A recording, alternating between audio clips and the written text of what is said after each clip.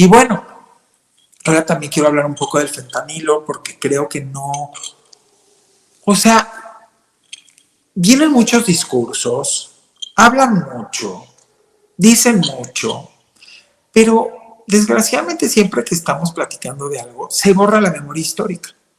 Entonces yo quiero irme para atrás y platicarles por qué el auge de la drogadicción en Estados Unidos se dio, en qué tiempo se dio y por qué se dio. Porque yo creo que con ello ustedes van a poder, y cuando digo ustedes pueden ser mexicanos, latinoamericanos, porque este programa lo ve todo el mundo, latinoamericanos, europeos, asiáticos, africanos, mexicanos, fuera, dentro. ¿Por qué? Porque es cultura general y es para entender cómo se hace un caldo de cultivo vicioso en un país y cómo puede llegar a perjudicar con daños colaterales a otras naciones y mucho más a las vecinas.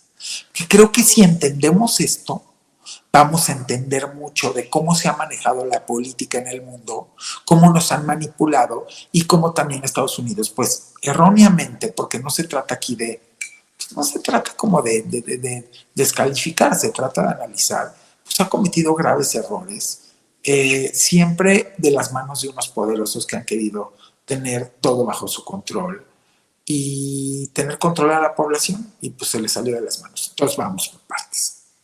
¿Por qué detona la drogadicción en la población en Estados Unidos, a diferencia de la población en México que no tiene pues ni siquiera, pero ni cercano, lejanísimo por 100x, la tasa de drogadicción que tienen allá? Bueno, esto empieza en la época de Nixon. Para los que les guste la historia y no la sepan, estudien mucho sobre el presidente Nixon, ¿okay? Porque hubo muchos cambios en esa era en Estados Unidos, cambios que impactaron al mundo. Bueno, el presidente Nixon, junto con, por supuesto, que la oligarquía estadounidense, tenían una preocupación muy grande. La preocupación más grande, siempre pensando en controlar a la población, era: tenemos un problema con un nicho de la población que está aquí en Estados Unidos, que está creciendo mucho, les están dando demasiados derechos, están alzando demasiado la voz, están tomando una parte fundamental, importante y fundamental, valga la redundancia, en el país, y esto se nos puede salir de control. ¿Quiénes creen que era esa comunidad? Pues la afroamericana, justamente preocupados de que habían obtenido los derechos después de mucha lucha, porque los afroamericanos han sufrido, los que les guste la historia, bueno, lo que no tienen una idea, desde que los tenían de esclavos, desde todo lo que pasó con Martin Luther King, bueno, tanta historia que deberían de estudiarle, porque desde ahí viene todo el problema. Siempre les digo lo del origen, es como lo de la violencia aquí, que siempre me voy al origen. Dense cuenta que esto también tiene un origen. Y entonces, ¿qué dijo Nixon junto con los oligarcas? Bueno, pues una manera de controlarlos, pues es drogándolos. Vamos a esparcir en todos los suburbios donde hay afroamericanos drogas para que empiecen a volverse adictos, los vamos a tener somnolientos, zombies, y los vamos a poder controlar mucho mejor, y así también vamos a poder meter la ley encima de ellos, encarcelarlos, porque vamos a jugar con un doble discurso. Nosotros les damos las drogas, pero nosotros estamos en contra de las drogas, o sea, el mismo gobierno americano. Pero, ¿y de dónde vamos a sacar las drogas para que parezca que nosotros no somos las que las estamos produciendo? Nosotros somos las víctimas que nos están metiendo drogas a nuestro país. Necesitamos buscar un chivo expiatorio. ¡Ay, perfecto! Nuestros vecinos mexicanos. Y así es como empieza a generarse el tema de los cárteles con una presencia completamente, prácticamente 100% hacia la exportación en sus inicios de la época de Nixon, de drogas hacia Estados Unidos de parte de México. ¿Qué pasa? Que pues como todo negocio, si tienes un gran consumidor y encima el gobierno juega un doble papel, el gobierno americano, pero encima también el gobierno de México en las décadas anteriores dice, pues aquí hay río revuelta, ganancia de pescadores y nosotros también vamos a ganar, entonces yo mexicano te dejo operar para que tú exportes, nada más no me metas tus porquerías acá, en esas épocas.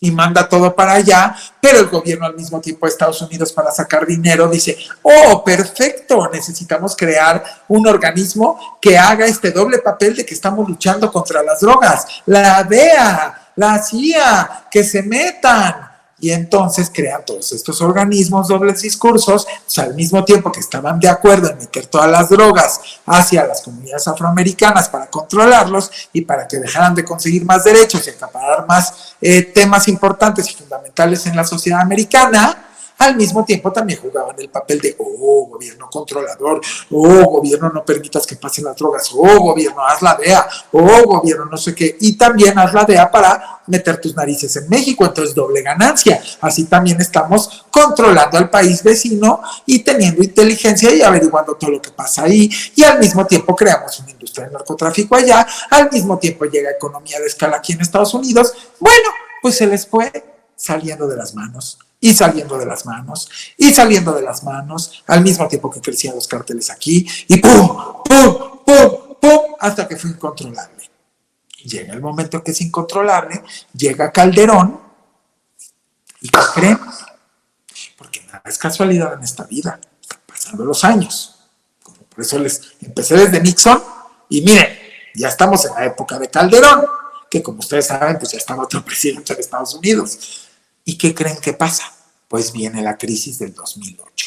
La quiebra de la banca de Estados Unidos y de estos grandes Bear Stearns y, pues, como supimos, muchos, porque primero fueron ellos y luego ya pasó los otros y bueno, fue un desastre. ¿Qué pasa cuando sucede esto? Vale, la redundancia es que necesitan capital y necesitan dinero en Estados Unidos con esta crisis del 2008. No había dinero que alcanzara para tapar ese boquete que traían, porque acuérdense que toda su vida ha sido economía en burbuja. Desde que Estados Unidos tenía su moneda basada en oro, era economía burbuja. Por eso con Nixon tuvo que cambiar a basarla en petrodólar y basado en la economía, en el tamaño de la economía de Estados Unidos. Así se basó el dólar después, ya con Nixon, pero antes era basado en oro. ¿Por qué creen que tuvo que cambiar? Porque cuando el mundo descubre que Estados Unidos era un blofero y sustentaba su dólar en oro y no tenía el oro físicamente y todo era una mentira, y hicieron una revisión y se dieron cuenta que no lo tenían, a la fregada. Ya no podían sustentar esa moneda con oro porque ese oro físico no existía. Entonces hicieron lo del petrodólar y basar también el dólar en la economía, en el crecimiento de la economía, el tamaño de la economía de Estados Unidos.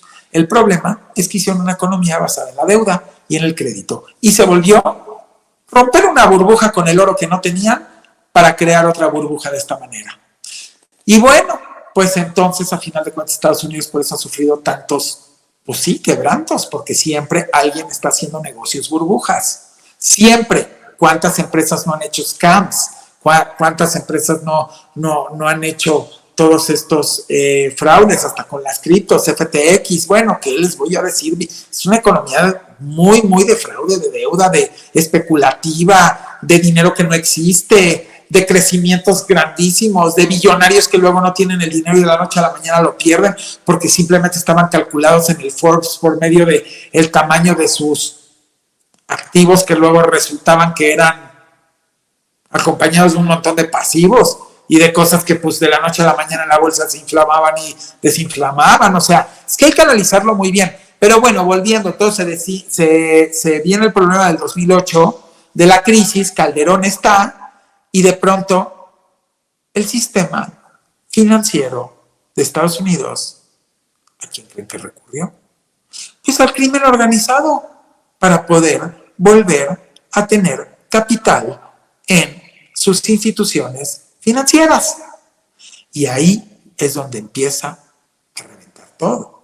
¿Por qué? Porque a final de cuentas la economía de Estados Unidos empezó a funcionar con dinero del crimen organizado, como funcionaba la de México, que eso también AMLO lo ha venido a quitar.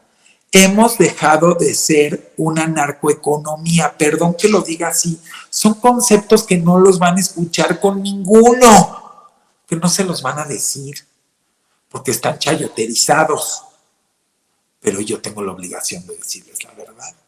¿Qué hizo el presidente? Pues cambiando todas estas políticas económicas, fortaleciendo al país, fortaleciendo su recaudación, todo lo que acabo de explicar al principio y por ende su moneda. Hoy, y con la política monetaria también del Banco de México, muy buena política monetaria, hay que quitarse el sombrero también. Es que todos han trabajado muy bien, hay que reconocerlo. Ha sido un gran trabajo en equipo y también eso es muy bueno. Ojalá y la sociedad aprendiéramos a ver cómo Banco de México puede funcionar bien con un proyecto de transformación, con un presidente austero, con un presidente con una visión distinta a la que tenían y todos funcionando bien y el país funcionando bien. Nosotros como sociedad también lo podríamos hacer en vez de estar tan metidos en que tengamos que estar nosotros en contra de, ¿cómo decirles? Muchos nadan contra corriente. Y la verdad es que ahorita deberíamos estar nadando todos a favor de la corriente porque ya nos demostró AMLO que va a favor del país. Entonces deberíamos de ir todos hacia allá.